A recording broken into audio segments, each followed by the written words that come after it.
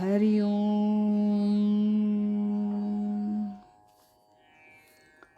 पूजनीय स्वामीभक्त डॉक्टर सुषमाताई वाटवे यांनी लिहिलेल्या स्पर्श परिसाचा या ग्रंथमालिकेतील पहिल्या भागाचं वाचन आपण ऐकत आहोत. आज ऐकूया यातील प्रकरण 4, ते गुरु शिष्याची गोठी, याचा भाग 8. परमार्थात आपण हे करायचं ते करायचं अशा कृतीकडेच आपलं जास्त लक्ष असतं, पण त्याच्या परिणामाकडे फारसं लक्ष जात नाही.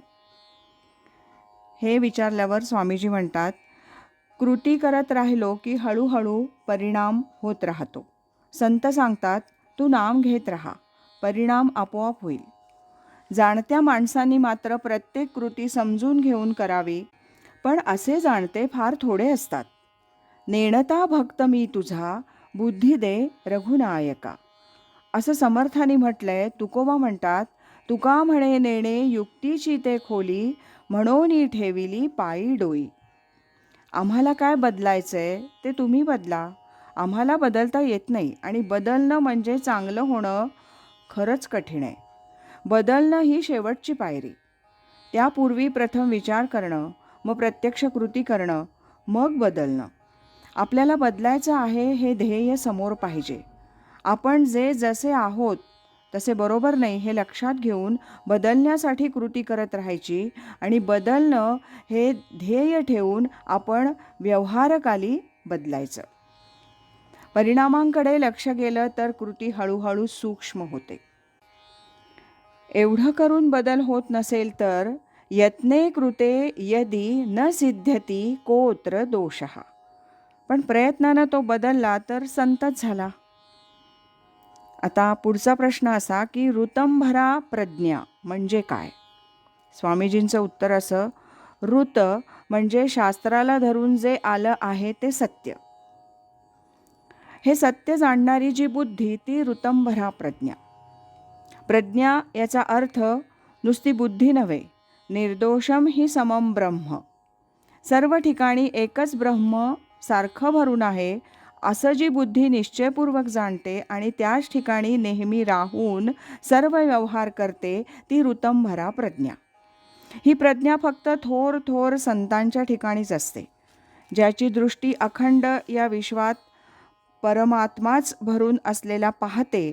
कुणीही व्यक्ती समोर येवो, तिच्या प्रकृतीकडे त्याचं लक्ष न जाता त्या प्रकृतीचं अधिष्ठान जो पुरुष त्यालाच पाहते आणि मीच मला भेटतो असं ज्याला वाटतं, त्याची ऋतंभरा प्रज्ञा असते.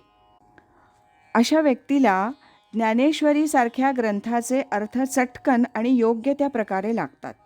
म्हणजे ज्ञानेश्वर महाराजांना जे नेमकं म्हणायचं होतं तोच अर्थ त्यांना नेमका कळतो.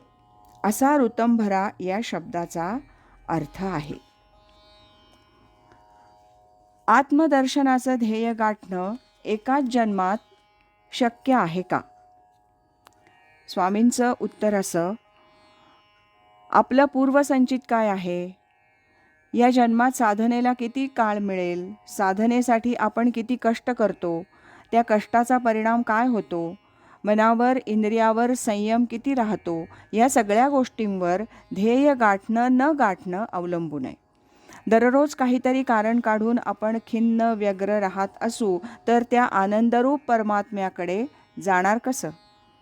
तेव्हा प्रथम खिन्नता नैराश्य पार निपटून काढून अखंड आनंदात राहायचं. सोहम बोध ठेवायचा आणि त्या दिशेनं सतत प्रयत्नशील राहायचं. नैराश्य आणणं सोपं आहे. नैराश्य म्हणजे एक प्रकारचा आळसच. साधनेच्या दृष्टीनं नैराश्य अतिशय हानिकारक आहे. आत्मदर्शनाचं ध्येय मी याच जन्मात प्राप्त करून घेईन असा निश्चय करून मोठ्या जिद्दीनं वाटचाल चालू ठेवावी. सद्गुरू कृपा आपल्या पाठीशी आहे, त्यांचा वरदहस्त मस्तकावर आहे. मग अवघड काय आहे? किती मोठमोठ्या गोष्टी आपण करत असतो, त्या मानानं हे सोपं आहे. पण मन ही एक अजब चीज आहे. त्याला ठाकून ठोकून समजावून सरळ करावं लागतं. अलिप्तपणा आणि सहज अवस्था यात फरक काय? यावर स्वामीजींचं उत्तर, दोन्ही अवस्था तशा एकच आहेत. उत्तम सहजावस्था, मध्यम ध्यानधारणा. सगळ्या साधना पूर्ण झाल्यानंतर अलिप्तता येते. समर्थांनी म्हटलंय, अलिप्तता आणि सहज स्थिती दोन्ही एकच. ज्यांना सहजावस्था साधली तेच अलिप्त राहू शकतात. तो ऐसा गमे पंडुसुता, की जैसा वाटे जाता साक्षी ठेविला.